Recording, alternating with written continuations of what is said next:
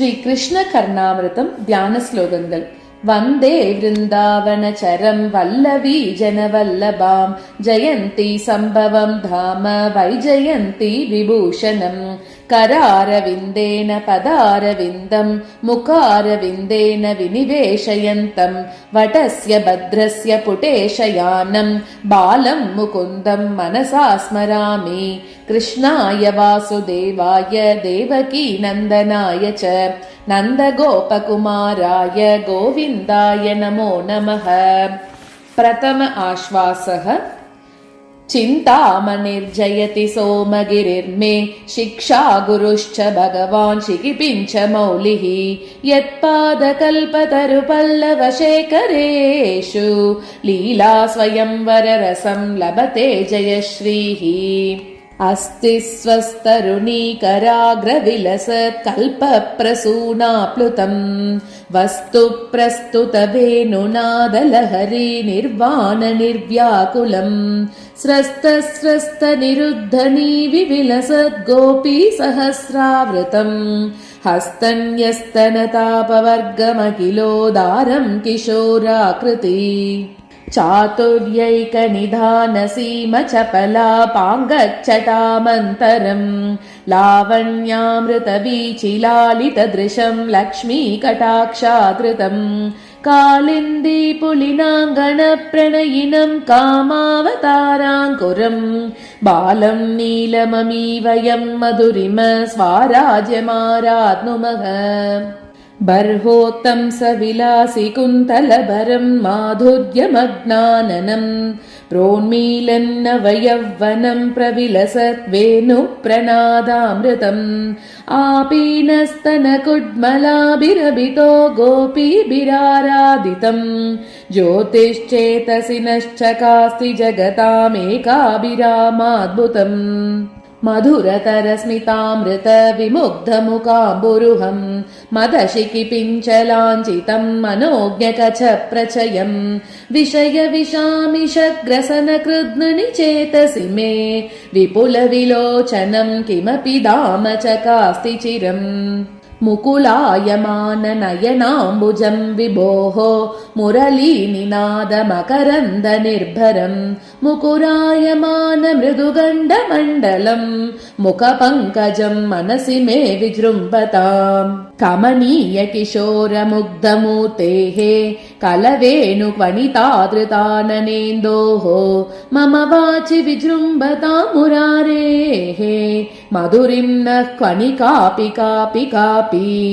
मदशिखण्डिशिखण्ड विभूषणम् मदनमन्थरमुग्धमुखाम्बुजम् व्रजवधूनयनाञ्चलवञ्चितम् विजयताम् मम वाङ्मय जीवितम्. पल्लवारुणपाणि पङ्कज सङ्किवेणुरवाकुलम् पुल्लपाटलपाटली परिवादिपादसरोरुहम् उल्लसन्मधुरादरद्युतिमञ्जरी सरसाननम् वल्लवी कुचकुम्भकुङ्कुमपङ्किलम् प्रभुमाश्रये. अपाङ्गरेकाभिरवङ्गुराभिः अनङ्गरेकारसरञ्जिताभिः अनुक्षणम् वल्लभसुन्दरीभिः अभ्यर्च्यमानम् विपुमाश्रयामः. हृदये मम हृद्य विभ्रमाणाम् हृदयम् हर्ष विशाललोचनम् तरुणम् व्रजबालसुन्दरीणाम् तरलम् किञ्चन धाम सन्निधत्ताम्. निखिल भुवन लक्ष्मी नित्यलीलास्पदाभ्याम् कमलविपिन वीति गर्व सर्वङ्कषाभ्याम् प्रणमद भयदान प्रौढिगाढोद्धताभ्याम् किमपि वहतु चेतः कृष्णपादाम्बुजाभ्याम्. प्रणय परिणताभ्याम् प्राभवालम्बनाभ्याम् प्रतिपदललिताभ्याम् प्रत्यहम् नूतनाभ्याम् प्रतिमुहुरधिकाभ्याम् प्रस्नुवल्लोचनाभ्याम् प्रभवतु हृदये नः प्राणनाथः किशोरः. माधुर्यवारिधि मदान्ततरङ्गभङ्गी शृङ्गारसङ्कलितशीतकिशोरवेशम् आमन्दहासललिताननचन्द्रबिम्बम् आनन्दसम्प्लवम् अनुप्लवतां मनो मे. अव्याजमञ्जुलमुखाम्बुजमुग्धभावैः आस्वाद्यमान निजवेणुविनोदनादम् आक्रीडतामरुणपादसरोरुहाभ्याम् आर्द्रे मदीय हृदये भुवनार्द्रमोजः मणिनूपुरवाचालम् वन्दे तच्चरणम् विभोः ललितानि यदीयानि लक्ष्माणि व्रजवीतिषु मम चेतसि स्फुरतु वल्लवीर्विभोः मणिनूपुरप्रणयि मञ्जुषिञ्चितम् कमलावनेचरकलिन्दकन्यका कलहंसकण्ठकलकूजिताधृतम् तरुणारुणकरुणामय विपुलायतनयनम् कमलाकुचकलशीभर विपुलीकृतहृदयम् मुरलीरवतरलीकृतमुनिमानसनलिनम् मम केलति मदचेतसि मधुरादरममृतम् आमुग्धमर्दनयनाम्बुजचुम्ब्यमान हर्षाकुलव्रजवतु मधुराननेन्दोः आरब्धवेणुरवमादिकिशोरमूर्तेः आविर्भवन्ति मम चेतसि केऽपि भावाः कलक्वणितकङ्कणम् करनिरुद्धपीताम्बरम् क्रमप्रसृतकुन्तलम् कलितबर्हभूषम् विभोः पुनः प्रसृतिचापलम् प्रणयिनी भुजयान्त्रितम् मम स्फुरतु मानसे मदनकेलिशय्योतितम् स्तोकस्तोकनिरुध्यमान मृदुल प्रस्यन्ति मन्दस्मितम् प्रेमोद्भेद निरर्गल प्रसृमर प्रव्यक्तरोमोद्गमम् श्रोतृश्रोत्र मनोहर व्रजवधू लीलामितो जल्पितम् मिथ्यास्वापमुपास्महे भगवतः क्रीडानिमीलदृशः विचित्रपत्राङ्कुरशालि बाला स्तनान्तरम् मौनि मनोन्तरम् वा अपास्य बृन्दावनपादपास्यम् उपास्य मन्यन्न विलोकयामः सार्धम् स्मृतैरमृतायमानैः आत्मायमानैर्मुरलीनिनादैः मूर्धाभिषिक्तम् मधुराकृतीनाम् बालम् कदा नाम विलोकयिष्ये शिशिरीकुरुते कदा नु नः शिखिपिञ्चाभरणः शिशुदृशोः युगलम् विगलन् मधुरस्मित मुद्रा मृदुना मुखेन्दुना कारुण्यकर्पूरकटाक्षनिरीक्षणेन तारुण्यसंवलितशैशववैभवेन आपुष्णता भुवनमद्भुतविभ्रमेण श्रीकृष्णचन्द्रशिशिरीकुरुलोचनम् मे कदा वा कालिन्दी कुवलयदलश्यामलतराः कटाक्षा लक्ष्यन्ते किमपि करुणावीचिनिचिताः कदा वा कन्दर्प प्रतिभटजटा चन्द्रशिशिराः किमप्यन्तस्तोषम् ददति मुरलीकेलिनिनदाः अधीरमालोकितमार्द्रजल्पितम् गतम् च गम्भीरविलासमन्तरम् अमन्दमालिङ्गितमाकुलोन्मद स्मितम् च तेनाथ वदन्ति गोपिकाः अस्तोकस्मितभरमायताक्षम् निःशेषस्तनमृदितम् व्रजाङ्गनाभिः निःसीमस्तभगितनीलकान्तिदारम् दृश्यासम् त्रिभुवनसुन्दरम् महस्ते मयि प्रसादम् मधुरैकटाक्षैः वंशीनिनादानुचरैर्विदेहि त्वयि प्रसन्ने किमिहापरैर्नः त्वयप्रसन्ने किमिहापरैर्नः निबद्धमुग्धाञ्जलिरेष याचे निरन्त्रदैन्योन्नतमुक्तकण्ठम् दयाम्बुदे देव भवत्कटाक्ष दाक्षिण्यलेशेन सकृन्निषिञ्च त्वच्चैषवम् त्रिभुवनाद्भुतमित्यवैमि यच्चापलम् च मम वागविवादगम्यम् तत्किम् करोमि विरनन्मुरलीविलास मुग्धम् मुकाम्बुजमुदीक्षितुमीक्षणाभ्याम् पिञ्चावतंस रचनोचितकेशपाशे पीनस्तनी नयन पङ्कज पूजनीये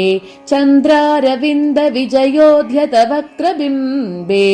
चापल्यमेति नयनं तव शैशवेनः पर्याचितामृतरसानि पदार्थभङ्गी वल्गूनि वल्गित विशाल विलोचनानि बाल्यादिकानि मदवल्लभ भावितानि भावे लुटन्ति सुदृशां तव जल्पितानि पुरः प्रसन्नेन मुखेन्दु तेजसा पुरावतीर्णस्य कृपा महाम्बुदेः तदेव लीला मुरलीरवामृतं समाधिविघ्नाय कदा नु मे भवेत् भावेन मुग्धचपलेन विलोकनेन मन्मानसे किमपि चापलमुद्वहन्तं लोलेन लोचनरसायनमीशनेन लीलाकिशोरमुपगूहितमुत्सुकोऽस्मि अधीरबिम्बाधर विभ्रमेण हर्षार्द्रवेणुस्वरसम्पदा च अनेन केनापि मनोहरेण हा हन्त मनोदिनोति यावन्न मे निखिलमर्म दृढाभिघात निस्सन्धिबन्धनमुदेति सवोपतापः तावद्विभो भवतु तावकवक्त्रचन्द्र चन्द्रातपद्विगुणिता मम चित्तधारा यावन्न मे नरदशादशमीदृशोऽपि रन्ध्रादुदेति तिमिरीकृत सर्वभावा लावण्यकेलिभवनं तव तावदेतु लक्ष्म्या समुत्क्वणित वेणुमुखेन्दुबिम्बम् आलोललोचन विलोकित केलिधारा नीराजिताग्रसरने करुणाम्बुराशेः आर्द्राणि वेणुनि नदैः प्रतिनादपूरैः आकर्णयामि मणिनूपुरशिञ्जितानि हे देव हे दयित हे जगदेक बन्धो हे कृष्ण हे चपल हे करुणैक सिन्धो हे नाथ हे रमण हे नयनाभिराम हा हा कदा अनुभवितासि पदं दृशोर्मे अमून्यधन्यानि दिनान्तराणि हरे त्वदालोकनमन्तरेण अनादबन्धो करुणैक सिन्धो हा हन्त कथं नयामि किमिव शृणुमः कस्य भ्रूमः कथं कृतमाशया कथयत कथं धन्यामन्यामहे हृदयेशयं मधुर स्मेराकारे मनोनयनोत्सवे कृपना कृष्णे तृष्णाचिरं लम्बते आभ्यां विलोचनाभ्याम् अम्बुजदललोचनं बालम् त्वाभ्यामपि परिरब्धुं दूरे मम हन्त दैव सामग्री अश्रान्तस्मितम् अरुणारुणादरोष्ठम् हर्षार्द्रद्विगुण मनोज्ञवेणुगीतम् विभ्रामयत् विपुल विलोचनादमोग्धम् वीक्षिष्ये तव वदनाम्बुजम् कदा नु लीलायताभ्यां रसशीतलाभ्यां नीलारुणाभ्यां नयनाम्बुजाभ्याम् आलोकये तद्बुध विभ्रमाभ्यां बालः कदा कारुणिकः किशोरः बहुलचिकुरभारं बद्धपिञ्चावतंसं चपल नेत्रं चारुबिम्बादरोष्ठं मधुरमृदुलहासं मन्तरोदारलीलं मृगयति नयनं मे मुग्धवेषं मुरारेः बहुलजलदच्छाया चोरे विलासबरालसं मदशिखिशिखालीलोत्तंसं मनोज्ञमुखाम्बुजं कमपि करुणापाङ्ग उदग्र प्रसन्न जगज्जितं मधुरिम परिपाकोद्रेकं वयं मृगयामहे परामृश्यं दूरे परिषदि मुनीनां व्रजवधू दृशां दृश्यं शश्वत् त्रिभुवन मनोहारि वपुषम् अनामृश्यं वाचामनिदमुदयानामपि कदा तरीदृश्ये देवं दरदलित नीलोत्पलनिभम् लीलाननाम्बुजम् अधीरमुदीक्षमानम् नर्माणि वेणुविवरेषु निवेशयन्तम् लोलायमान नयनं नयनाभिरामं देवं कदानुदयितं व्यतिलोकयिष्ये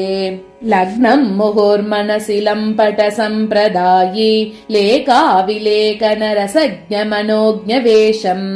लज्जन् मृदुस्मितमधुस्नपितादरांशु राकेन्दुलालितमुखेन्दु मुकुन्द बाल्यम् अहमिकरकरनिकर मृदुमृदितलक्ष्मी सरसतर सरसिरुह सदृशदृशि देवे व्रजयुवतिरतिकलह विजयिनि जलीलाम् उदमुदितवदन शशि मधुरिमणिलीये करकमलदर दलित ललिततर वंशी कलनिनद गलदमृत घन सरसि देवे सहजरसबर भरितदर हसित वीति सतत वगदर मणि मधुरिमणिलीये कुसुम शर शर समर कुपित मद गोपी कुच कलश गुसृणरस लस दुरसि देवे मधुलुलित मृदु हसित मुषित शशि शोभा मुहुरधिक मुख कमल मधुरिमणिलीये आनं रामसित भ्रुवो उपचितामक्षीणवक्ष्माङ्कुरेषु आलोलामनुरागिनो नयनयोरार्द्रामृदौ जल्पिते आताम्रामधरामृते मदकलामम्लानवंशीरवेषु आशास्ते मम लोचनं व्रजशिशोर्मूर्तिं जगन्मोहिनीम् तत्कैशोरं तच्च वक्त्रारविन्दं तत्कारुण्यं ते च लीलाकटाक्षाः तत्सौन्दर्यं सा च मन्दस्मितश्रीः सत्यं सत्यं दुर्लभं दैवतेषु विश्वोपप्लवशमनैकबद्धदीक्षं विश्वासस्तबकितचेतसां जनानां पश्यामः प्रतिनवकान्तिकन्दलार्द्रम् पश्यामः पतिपतिशैशवं मुरारेः मौलिश्चन्द्रकभूषणामरगतस्तम्भाभिरामं वपुः वक्त्रं चित्रविमुग्धहासमधुरं बाले विलोले दृशौ वाचः शैशवशीतला मदगज श्लाघ्या विलासस्थितिः मन्दं मन्दमयेकयेष मधुरा वीतिं हितो गाहते पादौ पादविनिर्जिताम्बुजवनौ पद्मालयालङ्कृतौ पाणिवेणुविनोदन प्रणयिनौ पर्याप्तशिल्पश्रियौ बाहूदोहदभाजनं मृगदृशां माधुर्यधारागिरः वक्त्रं वाग्विभवादिलङ्कितमहो बालं किमेतन्महः बर्हं नाम विभूषणं बहुमतं वेशाय शेषैरलम् वक्त्रं द्वित्रविशेषकान्तिलहरी विन्यासदन्यादरम् शीलैरल्पधियामगम्य विभवै शृङ्गारभङ्गिमयम् चित्रं चित्रमहो विचित्रमहो चित्रं विचित्रं महः अग्रे समग्रयति कामपि केलिलक्ष्मीम् अन्यासु दिक्ष्वपि विलोचनमेव साक्षी हा हन्त हस्तपददूरमहो किमेतत् आसीत् किशोरमयमम्ब जगत्त्रयं मे चिकुरं बहुलं विरलं भ्रमरं मृदुलं वचनं विपुलं नयनम् अधरं मधुरं वदनं ललितं चपलं चरिदं नु कदानुभवे परिपालयनः कृपालयेति असकृजल्पितम् आत्मबान्धवः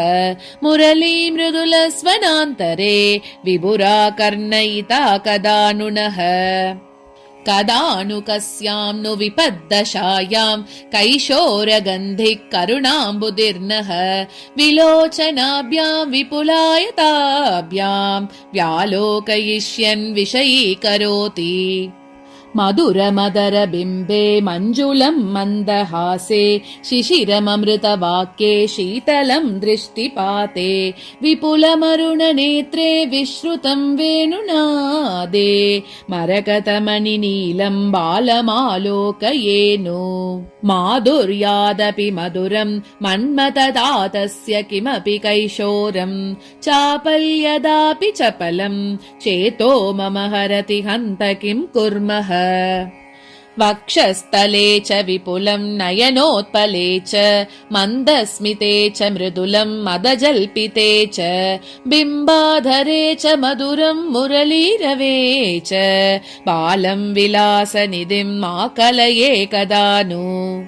आर्द्रावलोकितदया परिणद्दनेत्रम् आविष्कृतस्मितसुधा मधुरादरोष्टम्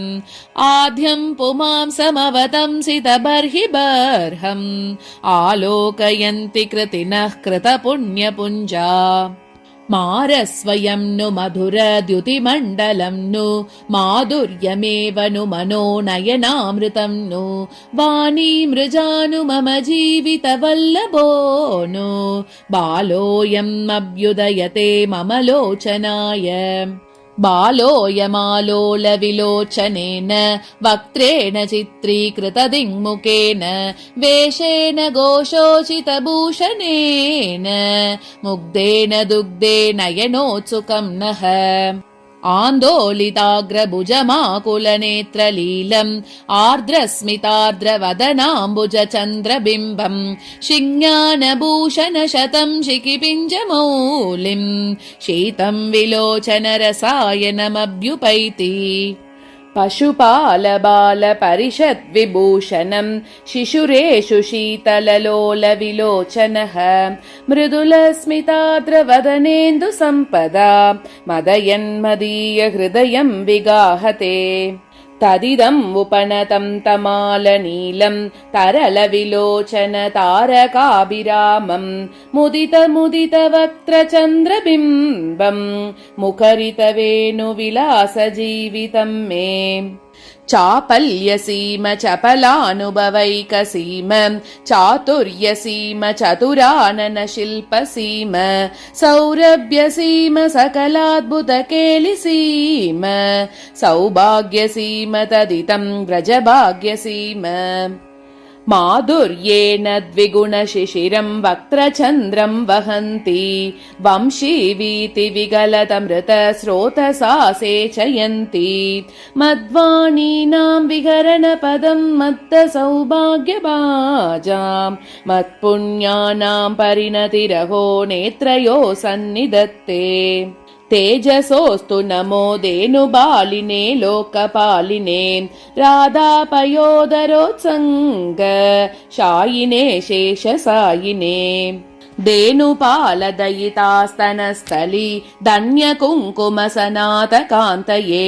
वेणुगीतगतिमूलवेदसे तेजसे तदितम् ॐ नमो नमः मृदुक्वनन्नूपुरमन्तरेण बालेन पादाम्बुजपल्लवेन अनुक्वनन्मञ्जुलवेणुगीतम् आयाति मे जीवितमात्तकेली सोऽयं विलासमुरलीनिनदामृतेन सिञ्चन्नुदञ्चितमिदं मम कर्णयुग्मम् आयाति मे नयनबन्धुरनन्यबन्धुः आनन्दकन्दलितकेलिकटाक्षलक्ष्यः दूराद्विलोकयति वारणकेलगामी ताराकटाक्षभरितेन विलोचनेन आराधुपैति हृदयङ्गमवेणुनाद वेणीदुगेन दशनावरणेन देवः त्रिभुवनरसाभ्याम् दीप्तभूषापदाभ्याम् दृशि दृशि शिशिराभ्याम् दिव्यलीलाकुलाभ्याम् अशरणशरणाभ्याम् अद्भुताभ्याम् पदाभ्याम् अयमयमनुकूजत् वेणुरायाति देवः सोऽयं मुनीन्द्रजनमानसापहारी सोऽयं मदव्रजवधूवसनापहारी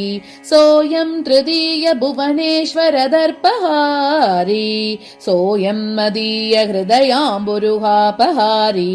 सर्वज्ञत्वे च मौज्ञे च सार्वभौमम् इदं मम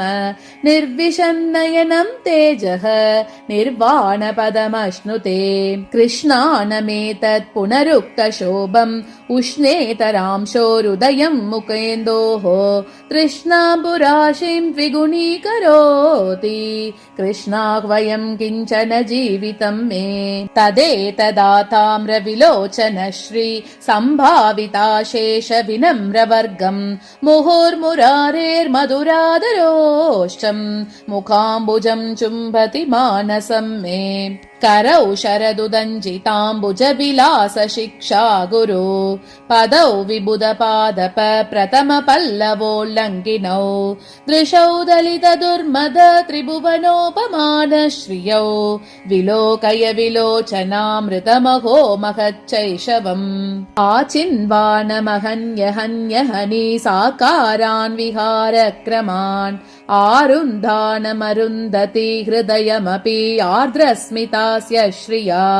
आतन्वानमनन्यजन्मनयन श्लाघ्यामनर्त्यां दशाम् आमन्दं व्रजसुन्दरी स्तनतटी साम्राज्यमुज्जृम्भते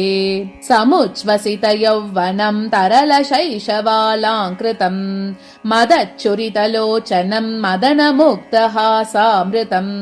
प्रतिक्षणविलोभनं प्रणयपीतवंशीमुखं जगत्त्रय विमोहनं जयति मामकं जीवितम् चित्रं तदेतच्चरणारविन्दं चित्रं तदेतन्नयनारविन्दं चित्रं तदेतद्वदनारविन्दं चित्रं तदेतत् पुनरम्बचित्रम् अखिल भुवनैकभूषणम् अधिभूषित जलति दुहितृकुचकुम्भम् व्रजयुवती हारावली मरकतनायक महामणिं वन्दे कान्ताकुचग्रहण विग्रह लक्ष्मी कण्ठाङ्गरागरसरञ्जित मञ्जुलश्री घण्टस्थली मुकुरमण्डलकेलमान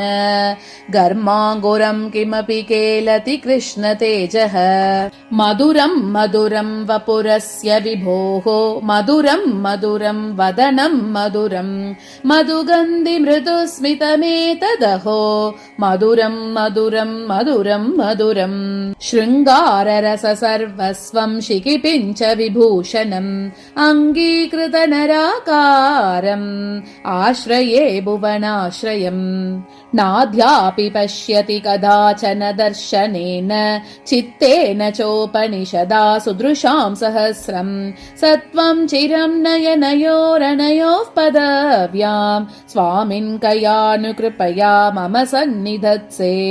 केयं कान्तिः केशव त्वन्मुखेन्दोः कोऽयं वेषः कोऽपि वाचाम भूमिः सेयं सोऽयं स्वादुना मञ्जुलश्रीः भूयो भूयो भूयशस्त्वां नमामि वदनेन्दु विनिर्जितः शशि दशदादेव पदं प्रपद्यते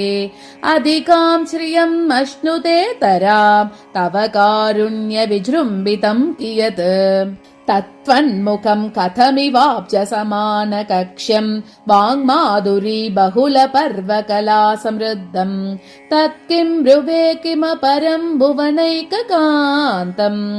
यस्य त्वदानन समा सुषमा सदा स्यात् शुश्रूषसे यदि वच शृणु मामकीनं पूर्वैरपूर्वकविभिर्न कटाक्षितं यत् नीराजनक्रम मधुरं भवदाननेन्दोः निर्व्याजमर्हति चिराय शशिप्रदीपः अखण्ड निर्वाणरस प्रवाहैः विकण्डिताशेषरसान्तराणि अयन्त्रितोद्वान्त सुधार्णवानि जयन्ति शीतानि तव स्मितानि कामं सन्तु सहस्रशः कतिपये सारस्य दौरेयकाः कामं वा कमनीयता परिणति स्वाराज्यबद्धव्रताः तैर्नैवं विवदामहे न च वयं देवप्रियं ब्रूमहे यत्सत्यं रमणीयता परिणतिस्त्वय्येव पारं गता मन्दारमूले मदनाभिरामं बिम्बादरापूरितवेणुनादं गोपि जनमध्य संस्थं गोपं भजे गोकुलपूर्णचन्द्रम् गलद्व्रीलालोला मदनवनिता गोपवनिताः मधुस्पीतं गीतं किमपि मधुरा चापलदुराः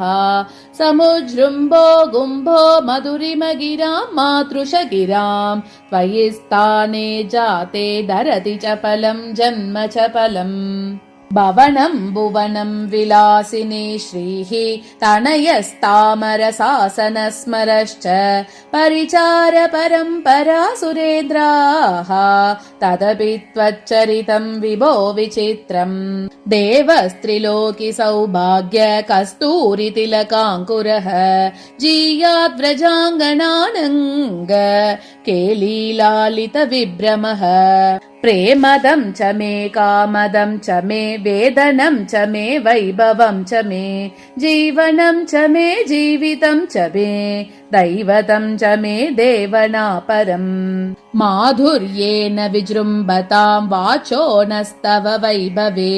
चापल्येन विवर्धन्तां चिन्तानस्तव शैशवे यानि त्वच्चरितामृतानि रसनालेह्यानि धन्यात्मनाम् ये वाचापलशैशवव्यतिकरा राधापराधोन्मुखाः या वा भावितवेणुगीतगतय लीलामुकाम्बोरुहे धारावाहिकया वहन्तु हृदये तान्येव मे भक्तिस्त्वयि स्थिरतरा भगवन् यदि स्यात्